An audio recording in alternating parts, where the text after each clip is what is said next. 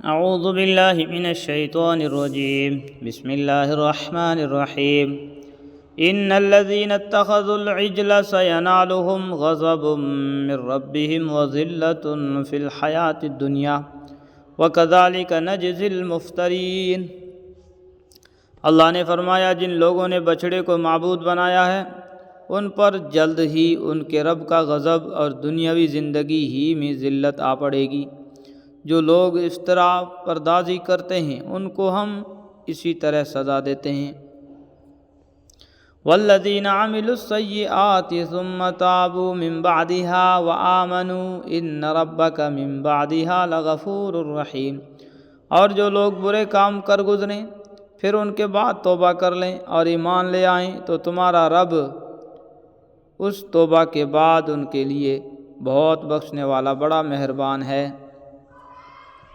وَلَمَّا سَكَتَ عَن مُوسَى الْغَضَبُ أَخَذَ الْأَلْوَاحَ وَفِي نُسْخَتِهَا هُدًى وَرَحْمَةٌ لِّلَّذِينَ هُمْ لِرَبِّهِمْ يَرْهَبُونَ۔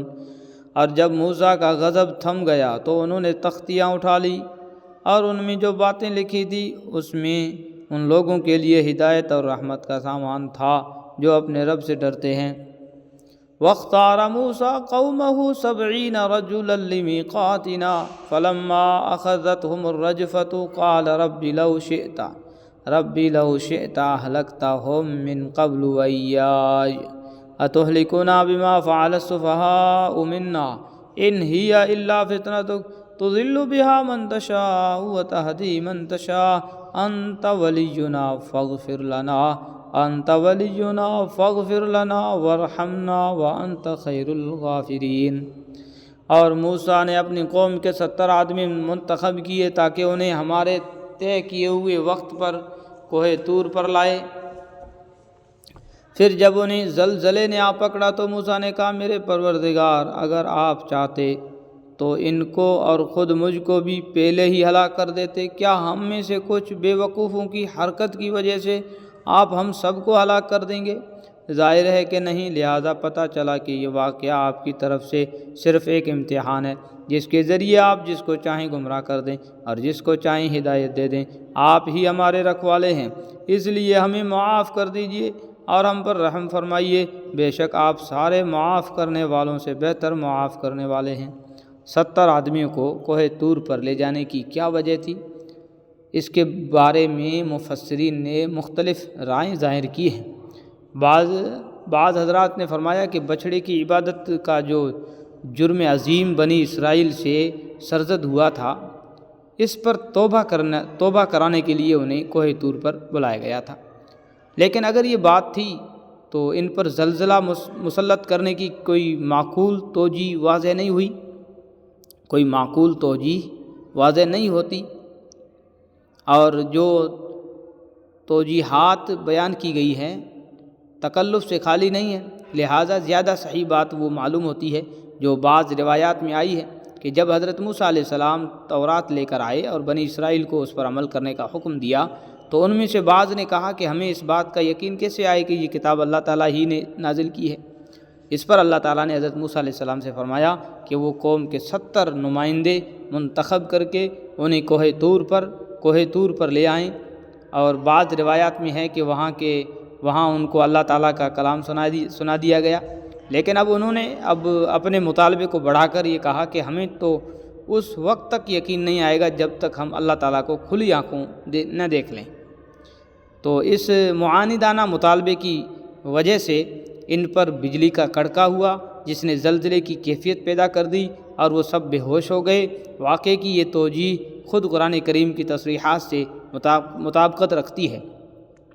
سورہ بقرہ اور سورہ نساء میں بنی اسرائیل کا یہ مطالبہ بیان فرمایا گیا ہے کہ ہمیں کھلی آنکھوں اللہ تعالیٰ کا دیدار کرواؤ، اور یہ کہ ہم اس وقت تک تورات کو نہیں مانیں گے جب تک اللہ تعالیٰ کو خود نہ دیکھ لیں۔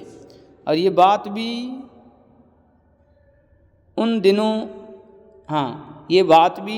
ان دونوں آیتوں میں مذکور ہے کہ ان کے اس مطالبے پر انہیں ایک کڑکے نے آ پکڑا تھا، غالباً اسی کڑکے کے نتیجے میں وہ زلزلہ آیا جس کا یہاں ذکر فرمایا گیا ہے۔ یہاں یہ واضح رہے کہ سورہ نساء میں کڑکے کے ذکر کے بعد جو یہ فرمایا گیا ہے کہ ثم اتخذوا العجل، اس سے یہ لازم نہیں اس سے یہ لازم نہیں آتا کہ کڑکا بچھڑے کے واقعے سے پہلے پیش آ چکا تھا، کیونکہ وہاں اللہ تعالیٰ نے بنی اسرائیل کے متعدد بدعمالیاں بیان فرمائی ہیں، ان میں زمانی ترتیب ہونا ضروری نہیں ہے۔ اور ثم کا لفظ عربی زبان میں اس سے بھی بڑھ کر کے معنی میں یہ بھی بکثرت استعمال ہوتا ہے، جیسا کہ سورہ بقرہ میں گزر چکا ہے۔ اس زلزلے کے نتیجے میں ان 70 آدمیوں پر موت جیسی حالت طاری ہو گئی، کم از کم دیکھنے والا یہی سمجھتا تھا کہ یہ سب مر چکے ہیں۔ حضرت موسیٰ علیہ السلام اپنی خداداد بصیرت سے سمجھ گئے کہ بظاہر اللہ تعالیٰ کو ان کا اس وقت ہلاک کرنا منظور نہیں ہے، چنانچہ انہوں نے اللہ تعالیٰ سے عرض کیا کہ آپ کی قدرت میں تو یہ بھی تھا کہ انہیں بلکہ مجھے بھی پہلے ہی اس وقت ہلاک کر دیتے جب ان کی متعدد نافرمانیاں سامنے آئی تھی۔ نیز یہ بھی آپ کی رحمت اور حکمت سے بعید ہے کہ چند بے وقوفوں کی حرکت پر ہم سب کو ہلاک کر ڈالیں، اور اس وقت اگر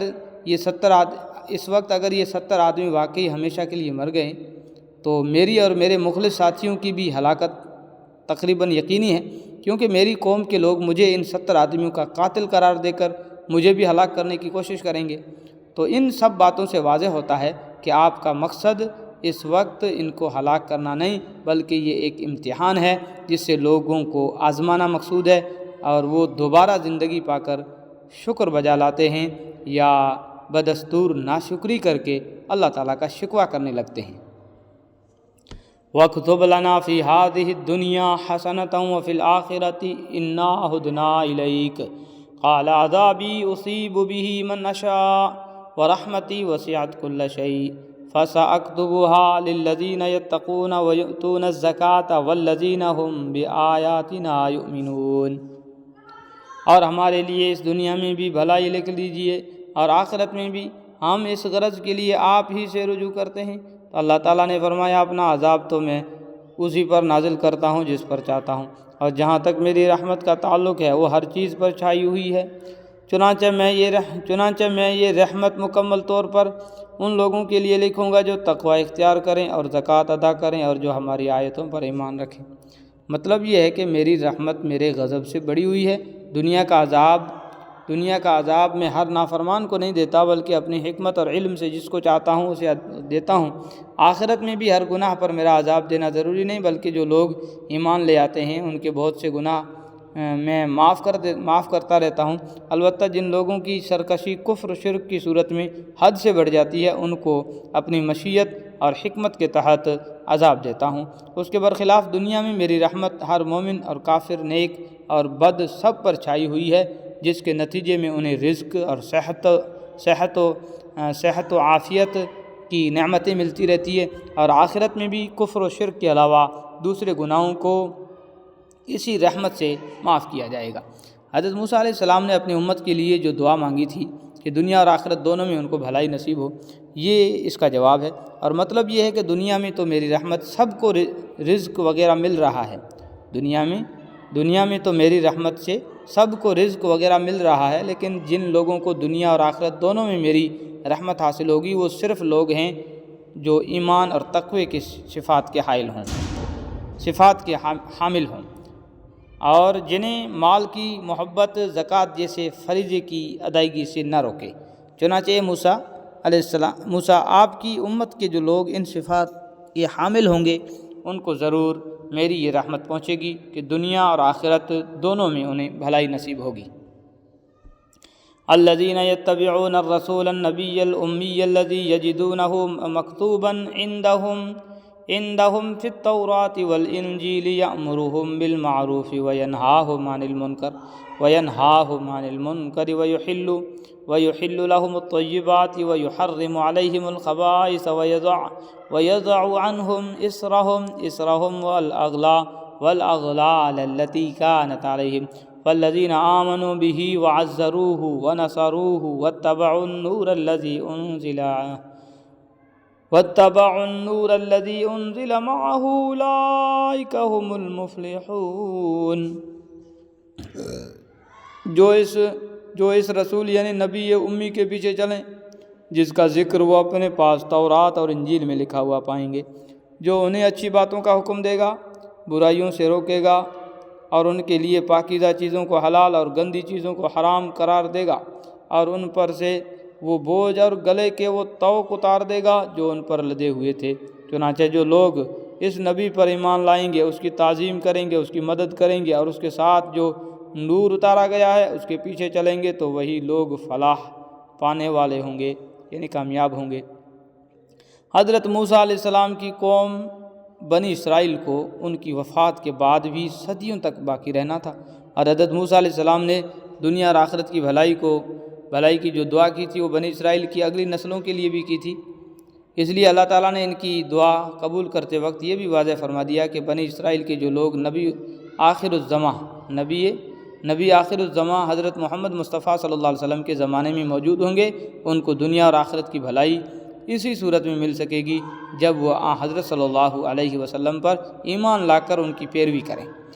حضرت صلی اللہ علیہ وسلم کا ذکر فرماتے ہوئے اللہ تعالیٰ نے آپ کی کچھ صفات بھی بیان فرمائی، جن میں سے پہلی صفت یہ ہے کہ آپ نبی ہونے کے ساتھ رسول بھی ہوں گے۔ عام طور سے رسول کا لفظ ایسے پیغمبر کے لیے بولا جاتا ہے جو نئی شریعت لے کر آئے، لہٰذا اس لفظ سے اشارہ کر دیا گیا کہ حضرت صلی اللہ علیہ وسلم نئی شریعت لے کر آئیں گے، جس میں کچھ فروعی احکام تورات کے احکام سے مختلف بھی ہو سکتے ہیں، اور بنی اسرائیل کو